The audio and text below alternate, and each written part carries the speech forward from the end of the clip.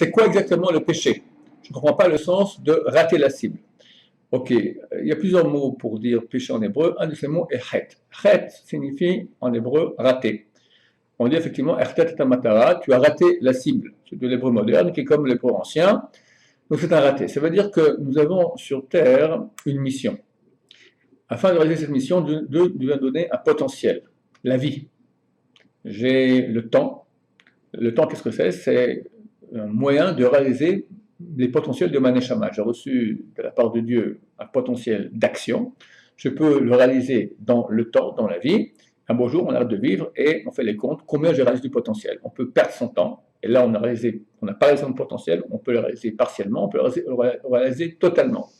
Quand quelqu'un fera un mauvais choix dans sa vie, on appelle cela un péché, il aura pris de son temps et pris de son âme, de ce flux divin que Dieu lui donne pour rien. Ou pire, pour le mal. D'accord? Au lieu d'utiliser ça en construction positive, pour se construire lui-même et construire autour de lui, et tout cela lui donne beaucoup, beaucoup de mérite, il va être d'amplitude beaucoup plus grande. C'est ce que nous voulons, c'est être, vivre intensément, dans le bonheur. Être signifie bonheur. Le contraire de investir dans des choses qui lui semblent très bonnes, mais qui ne sont rien du tout, c'est un flop, d'accord, c'est un panneau, donc c'est bon tout de suite, après il n'y a plus rien du tout.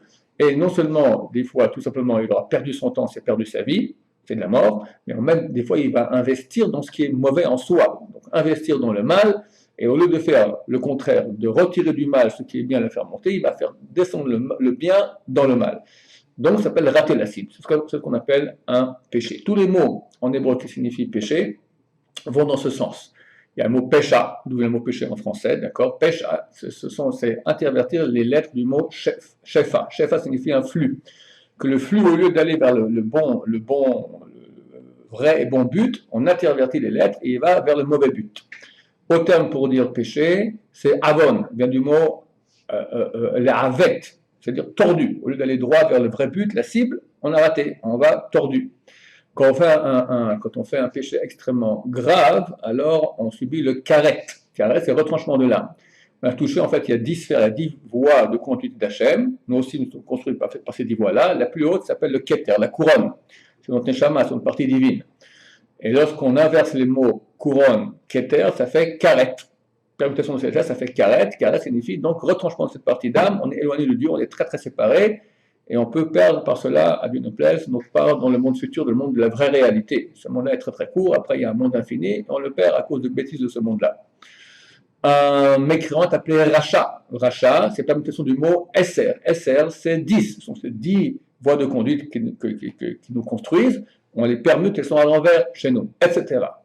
Donc c'est ça la notion de péché.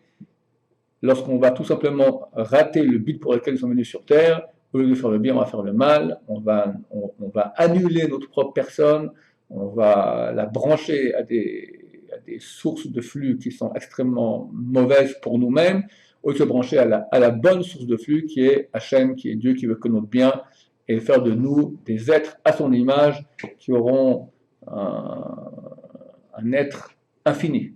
On sera dans l'homme bas, on va vivre pour l'infinité, dans l'éternité, en contemplation et une union avec Hachem. Et on rate cela pour quelques bêtises de plaisir qui sont tellement momentanées et que ne rendent pas heureux en fin de compte. Au revoir.